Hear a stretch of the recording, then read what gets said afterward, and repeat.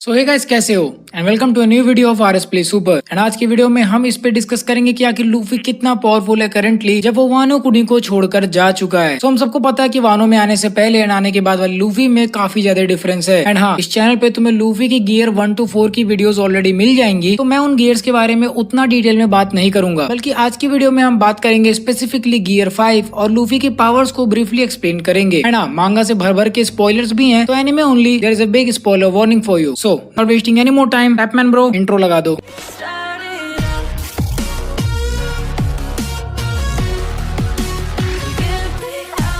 Strength and durability. सो हमने देखा है जब लूफी वानो आया था तब उसकी ड्यूरेबिलिटी एंड स्ट्रेंथ उतनी नहीं थी, क्योंकि जब वो पहली बार काइडो के साथ भिड़ा था तब वो एक ही थंडर बगुआ से नॉकआउट हो गया था, जबकि वो अपने गियर 4th में था। उस वक्त लूफी की स्ट्रेंथ उतनी नहीं थी, बट अब जब हम करंट लूफी की बात करें तो उसके पास इंसेन अमाउंट ऑफ ड्यूरेबिलिटी है, क्योंकि अगर हम नीका फ्रूट को एक पल के लिए हटा भी दें तब भी लूफी काइडो को बहुत गजब की फाइट दे रहा था। अगर CP0 ने बीच में अपनी गांड ना डाली होती तो आई गेस लूफी काइडो को बहुत ब्रुचुअल हिट देता। सो हम डेफिनेटली कह सकते हैं कि अभी वाला लूफी स्ट्रेंथ में काफी ज्यादा बेटर है। Now hockey. सो वानो में आने के बाद लूफी की हर टाइप की हाकी को बहुत बड़ा बूस्ट मिला है, फिर चाहे वो कॉन्कुरर्स हो, बुशुशुकु हो या केनबुनशुकु हो। वानो कुनो में आने के बाद लूफी ने तीनों टाइप्स ऑफ हाकी को बहुत ज्यादा यूज किया है। एंड एज वी नो, तुम इसे जितना ज्यादा यूज करोगे एंड जितने पावरफुल ओपोनेंट के आगे यूज करोगे, आपकी वो पर्टिकुलर टाइप ऑफ हाकी उतनी स्ट्रॉन्ग होती जाएगी। सो हाँ, हम कह सकते हैं कि अभी का जो लूफी है वो काफी मास्टर है हाकी में। तो चलो अब हर एक हाकी पर थोड़ा सा ब्रीफली बात कर लेते हैं। केनबुनशुकु हाकी। सो लूफी की ऑब्जर्वेशन हाकी ऑलरेडी पावरफुल थी काटागोरी से फाइट करने के बाद, एंड इस हद तक पावरफुल है कि उसे फ्यूचर साइट भी मिला हुआ है, जिससे लूफी फ्यूचर में थोड़ा आगे देख सकता है। एंड इसे लूफी ने वानो आर्क में काफी यूज किया है, चाहे वो हॉकिंस के एरो से बचने के लिए हो या फिर काइडो के साथ फाइट में। इससे हम ये बात कह सकते हैं कि लूफी की ऑब्जर्वेशन हाकी भी काफी बूस्ट हुई है, भले ही उतनी नहीं हुई हो जितनी उसकी other types of hockey improve हुई हैं, बट ऑफ कोर्स पहले से वो काफी बेटर है। रियू यानी कि आर्मामेंट हाकी। सो आपको ऑलरेडी पता होगा कि आर्मामेंट हाकी के कुछ सब टाइप्स हैं, एंड वानो में आने से पहले लूफी उनमें से एक को मिस कर रहा था, बट वानो में आने के बाद उसने एक नई हाकी की टाइप सीखी जो कि है रियू, जो कि आर्मामेंट हाकी का एडवांस फॉर्म है, लेकिन वानो में इसे ही रियू कहते हैं। नाउ टेक्निकली अगर मैं नेमिंग कन्वेंशन की बात करूं तो वानो में आर्मामेंट हाकी को ही रियू कहते हैं, ठीक है। रियू इज नॉट ए स्पेशल सब category of hockey, but for the sake of videos मैं जब से आर्मामेंट हाकी पे वीडियोस बना रहा हूँ मैंने हमेशा रियू को एडवांस फॉर्म ऑफ हाकी बोला है, ताकि चीजें समझाने में थोड़ा इजी हो। नॉर्मल आर्मामेंट हाकी से लूफी ज्यादा डैमेज क्रिएट करता था, बट रियू से लूफी किसी भी एनिमी को अंदर से डैमेज दे सकता है, वो भी बहुत ब्रुचुअल तरीके से। वानो के स्टार्ट में तो लूफी को ये हाकी उतना नहीं आ रहा था, बट काइडो से फाइट के बाद लूफी ने ये ऑलमोस्ट मास्टर कर लिया था, एंड बहुत अच्छे से काइडो के अगेंस्ट यूज भी किया है। फिलहाल वाला लूफी इस टेक्निक में ऑलमोस्ट माहिर है एंड बहुत अच्छे से यूज भी करता है। तो अब बात करते हैं हाओशुकु हाकी के बारे में कि आखिर लूफी ने इसको कितना मास्टर किया है। ना हम सभी को पता है कि लूफी ऑलरेडी डोमिनेशन और नॉकआउट वाले टेक्निक्स यूज कर पाता था जब वो वानो कुनी में आया था। अगर आपको डोमिनेशन नहीं पता, सो लूफी इसे बहुत पहले से यूज करता आ रहा है, एंड इसको यूज करके कोई भी किसी भी ओपोनेंट के ऊपर डोमिनेंट पा सकता है, एंड इसको यूज करके कोई भी किसी के ऊपर डोमिनेंस पा सकता है। इसे हमने पहली बार पहले ही एपिसोड में देख लिया था जब शैंक्स ने इसे यूज किया था ताकि वो लूफी को सी किंग से बचा पाए। और बात करें नॉकआउट टेक्निक के बारे में, सो जब इस लेवल का हाओशुकु हाकी रिलीज होता है तब बहुत से लोग झेल नहीं पाते एंड वो खुद नॉकआउट हो जाते हैं,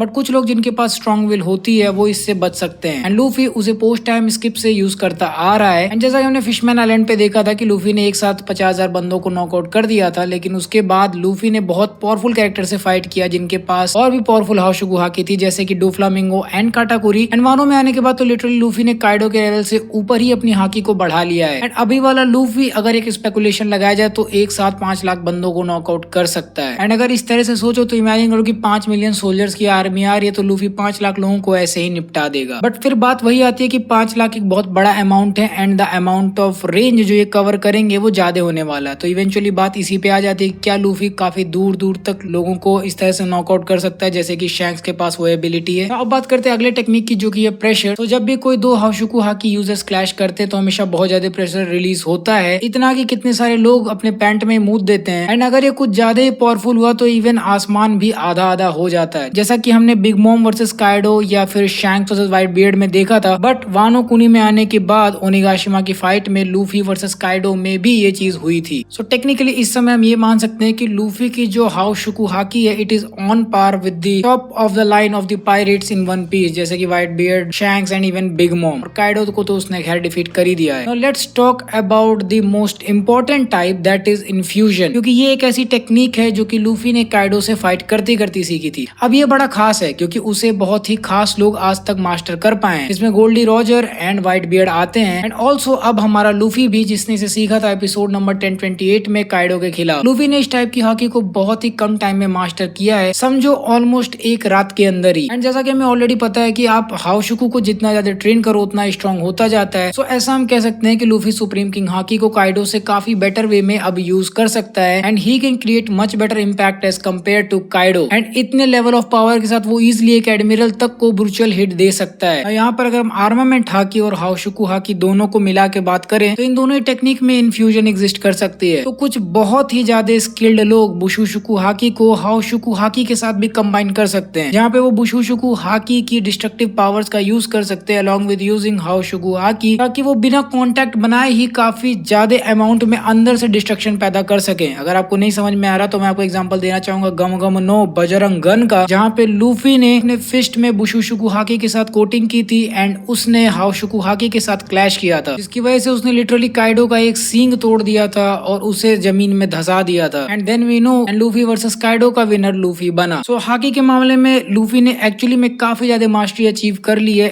including the combination of different types of hakis, जो कि बताता है कि लूफी के हाकी का लेवल काफी ज्यादा बढ़ चुका है as compare to when he entered Wano. तो अगर हम ये क्वेश्चन उठाएं कि अगर लूफी के पास नीका डेविल फ्रूट नहीं होता एंड अगर वो सिर्फ अपने हाकी के बल पे फाइट कर रहा होता तो वो कितना पावरफुल होता। तो इस कंडीशन में हम ये इमेजिन कर सकते हैं कि वो एक एडमिरल लेवल के फाइटर को टक्कर दे सकता है। बट देन अगेन अगर उसके पास नीका फ्रूट नहीं होगा तो गियर 5 के कुछ पर्क्स हैं जो कि उसके साथ नहीं रहेंगे, जैसे कि वो बहुत जल्दी खुद को रीजनरेट कर लेता था एंड ऑल्सो वो अपने फिस्ट का साइज बहुत ज्यादा बढ़ा लेता था। सो अब बात करते हैं लूफी के डेविल फ्रूट के बारे में। सो लूफी के पास है गोमू गोमू, नहीं एक्चुअली में उसके पास है हीटो इटोनोमी मॉडल सन गॉड नीका, एंड ये फ्रूट बहुत ज्यादा अमेजिंग है। एज इसके इंट्रो में बोला गया था कि इसका यूजर का सिर्फ एक ही लिमिटेशन है, वो है उसका इमेजिनेशन, एंड ये सबसे रिडिकुलस पावर है पूरे वन पीस के वर्ल्ड में। सो लूफी इसे कैसे यूज करता है? तो लूफी ने कुछ बचपन में एंड कुछ टाइम के साथ टेक्निक सीखी है एंड वो उसी को वो इस फ्रूट के साथ यूज करता है। एंड ऑल्सो लूफी ने इसमें गियर्स बना रखे हैं अपनी पावर्स के अकॉर्डिंग एंड अपने टेक्निक्स को इन गियर्स में अप्लाई करके बहुत पावरफुल हमले क्रिएट करता है। तो चलो कुछ टेक्निक्स के ऊपर बात करते हैं। इसमें से नीका फ्रूट को सबसे ज्यादा टीज करने वाला था रेड हॉक, क्योंकि रेड हॉक एक्चुअली में उसे एक बर्निंग फिस्ट क्रिएट करके देता है। Then one of the most favourite move है मेरा, वो है जेट कल्वरीन, जो कि वो अपने गियर 4 स्नेक मैन फॉर्म में यूज करता है and it is by far one of my most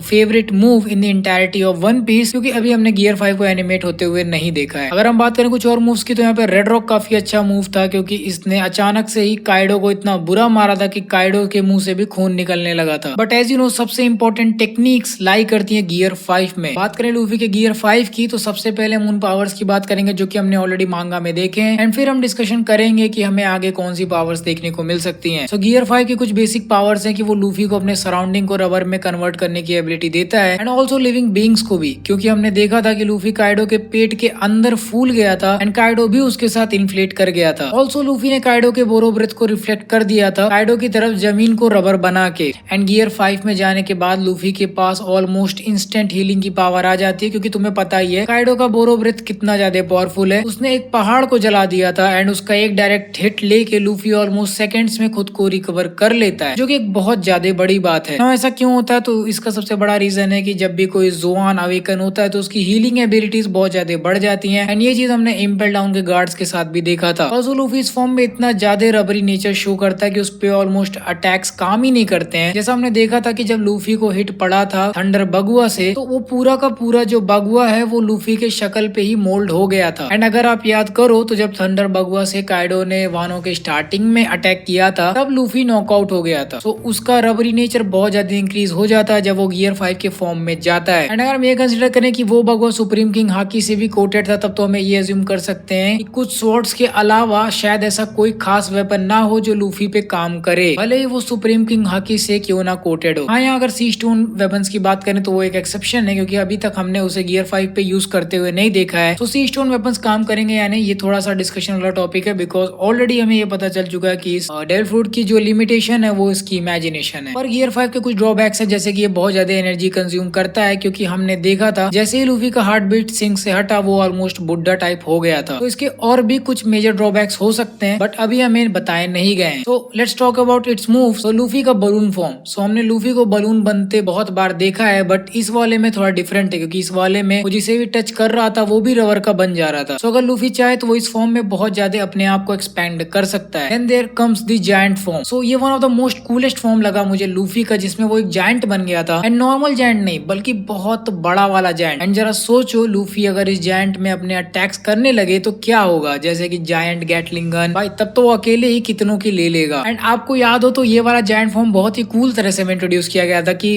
Luffy almost Kaido को कुचलने जा रहा है। सो जब लूफी गियर 5 में होता है तब वो लाइटनिंग को भी ग्रैब कर सकता है, एंड ये बहुत बड़ी बात है क्योंकि खुद सोचो एनरू की तो कोई इज्जत ही नहीं है ना, लूफी उसे बिना हाकी के पकड़ के तोड़ सकता है। एंड ऑल्सो लूफी ने क्लाउड के लाइटनिंग को पकड़ के काइडो की तरफ फेंका था, एंड तब काइडो ने उसे डॉज कर लिया था। सोचो अगर वो हिट किया होता तो कितना ब्रूचली काइडो को डैमेज हुआ होता। Let's talk about the बजरंगन।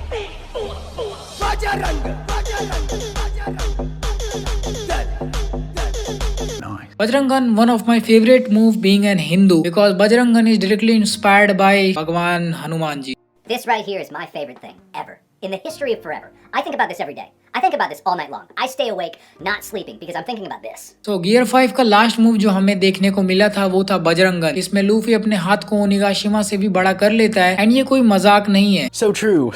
अब सोचो कि लूफी का फिस्ट इससे भी बड़ा था, ऑलमोस्ट समझ लो कुछ इंपॉर्टेंट आइलैंड्स जितना। एंड जरा इमेजिन करो कि अगर इतने बड़े हाथ से लूफी मरीन फोर्ड को हिट करता तो मरीन्स का बचना कितना मुश्किल हो जाता। ऑल्सो अगर ये पंच कम नहीं था कि लूफी इसमें सुप्रीम किंग हाकी को भी कोट करता है, इससे वो और भी डेडली अटैक्स बना देता है। एंड अभी तक ये सबसे पावरफुल अटैक है लूफी के गियर 5 का, and this was the final move जिसके साथ लूफी ने काइडो को हरा दिया था। सो इसके आगे की एबिलिटीज हमें नहीं पता है बट हम उन्हें प्रेडिक्ट कर सकते हैं। सो आगे जितने भी अटैक्स तुम सुनोगे वो मे बी हो या ना हो। मैंने मूवी रेड नहीं देखा सो मुझे नहीं पता कुछ भी इसके बारे में। So coming to the predictions, so possibly सबसे ज्यादा पॉसिबिलिटी है कि लूफी अपने पुराने टेक्निक के साथ गियर 5 को यूज करेगा। गमगमनो पिस्तल को उसने गियर 2 में जेट पिस्तल, गियर 3 में एलिफेंट गन एंड गियर 4 में किंग कॉन्ग गन। सो उसी तरह से गियर 5 में वो न्यू नेम्स दे देगा, जबकि उसका गियर 5 ऑलरेडी फायर पे है। सो मे बी उसके गियर 5 में अटैक्स रेड रॉक्स जैसे हो। मोर लाइकली किंग कॉन्ग को रेड गन एंड उसमें फायर की एबिलिटीज वगैरह घुसा दे।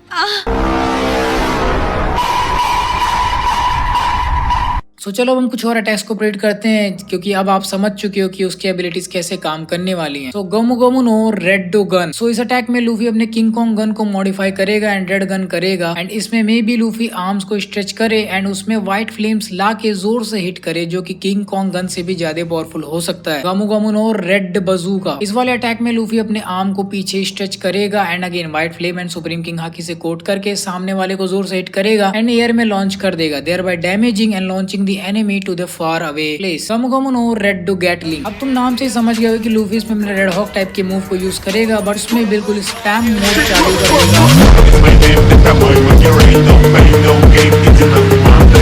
ऑल्सो वो फ्लेम्स व्हाइट होंगी एंड सुप्रीम किंग हाकी में कोटेड होंगी। एंड इसके बाद गम नो रेड कलवरी, जिसमें लूफी अपने अटैक्स को रास्ते में ही मोड़ सकेगा, जैसे कि वो जेट कलवरीन मूव में करता था। Well I am looking forward to red culverin if it is there. So ये कुछ अटैक्स थे जो कि मे बी लूफी यूज करे। एंड ऑल्सो तुम ये भी पूछ सकते हो कि बार बार सुप्रीम किंग हाकी को क्यों कोट करेगा। तो अब जो लूफी के अपोनेंट्स होंगे वो बच्चे नहीं होंगे, वो बहुत पावरफुल होंगे, even more powerful than Kaido.